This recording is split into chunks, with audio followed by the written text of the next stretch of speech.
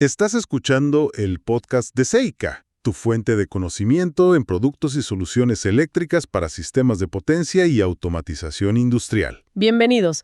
Hoy vamos a meternos con un tema fundamental para las máquinas eléctricas rotativas. ¿Cómo podemos anticiparnos a una falla en el aislamiento? Porque las pruebas típicas, a veces no lo ven venir. Nos basamos en un documento técnico sobre la prueba de impulso, una técnica que parece detectar esas fisuras eléctricas antes de que sean un problema serio. Queremos entender bien su poder predictivo. Empecemos por ahí, por el problema base. Las mediciones de siempre, resistencia de aislamiento, índice de polarización, son útiles, claro, pero ¿por qué a veces no detectan esos puntos débiles en el aislamiento entre las espiras del bobinado? Pues justamente porque no replican las condiciones más duras, las más estresantes para el aislamiento. Esas debilidades pequeñas, incipientes, entrevueltas, a menudo solo dan la cara bajo picos de voltaje transitorios, ¿Cómo cuáles? como los que ocurren al arrancar, al parar la máquina, o con el chaveo constante de los variadores de frecuencia, que hoy están por todos lados. Y ahí, precisamente ahí, es donde la prueba de impulso, o surge test, marca una diferencia real. Entiendo. O sea, que aplica un estrés controlado, digamos, para forzar a que esas debilidades ocultas se muestren. ¿Y cómo mide el efecto? ¿Cómo cuantifica ese posible daño? Lo hace calculando algo llamado error de relación de área, el ER. Mira, se aplica un impulso de voltaje muy rápido a un terminal. Esto genera una onda, una oscilación amortiguada, sí. La forma de esa onda depende de la inductancia y la capacitancia del bobinado. El ER lo que hace es comparar matemáticamente esas formas de onda. Puede ser entre impulsos seguidos en el mismo terminal o entre fases distintas. ¿Y si hay una diferencia? Exacto. Si hay una desviación importante, significa que la inductancia cambió. Y eso es señal de que algo pasa con el aislamiento entre espiras. Es como escuchar una nota desafinada en una orquesta. Ah, mira, qué interesante. Entonces, lo que me parece clave de lo que contás y que menciona el documento no es solo que detecta la falla, sino a qué voltaje aparece esa nota desafinada. Esa es la capacidad predictiva de la que hablábamos. Justamente, no es una prueba de pasa o no pasa y listo.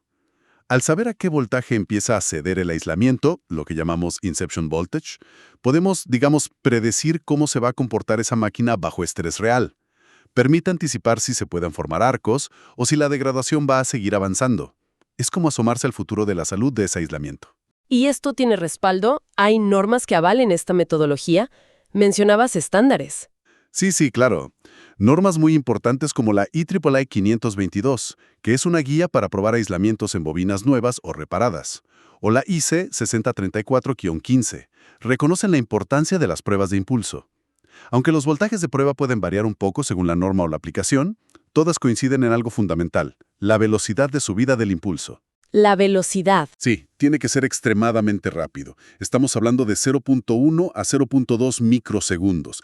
Esa rapidez es crucial porque imita el estrés casi instantáneo que sufren los aislamientos con los arranques directos o, sobre todo, con el chaveo de alta frecuencia de los variadores.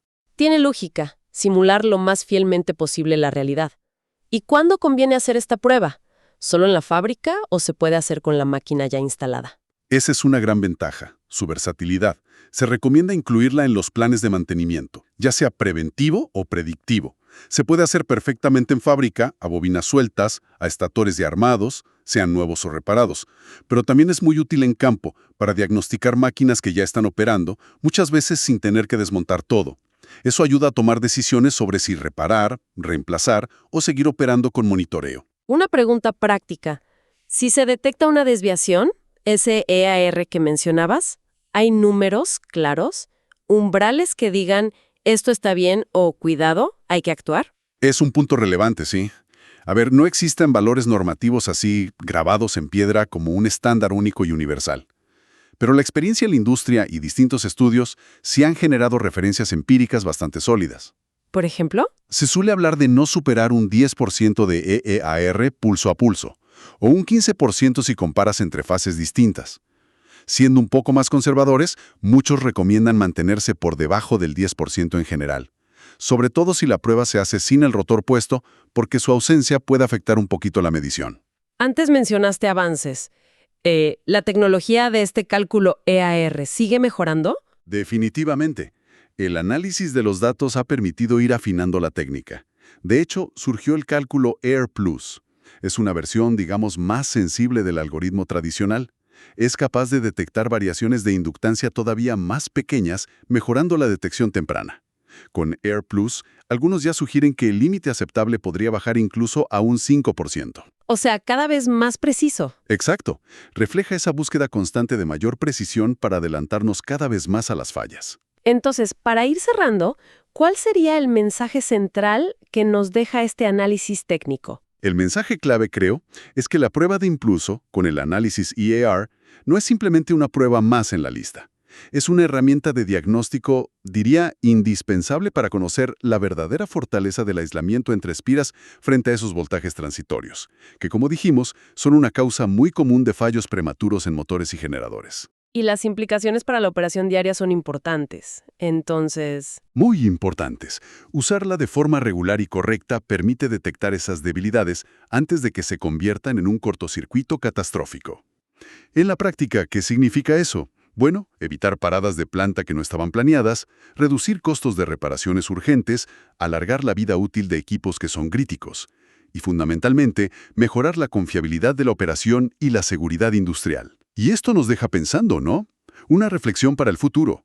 Sabemos que los variadores de frecuencia aumentan este tipo de estrés transitorio y se usan cada vez más.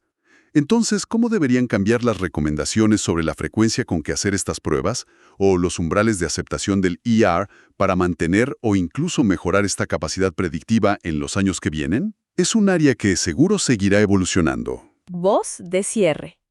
Esperamos que hayas encontrado información valiosa. Nos escuchamos en la próxima entrega.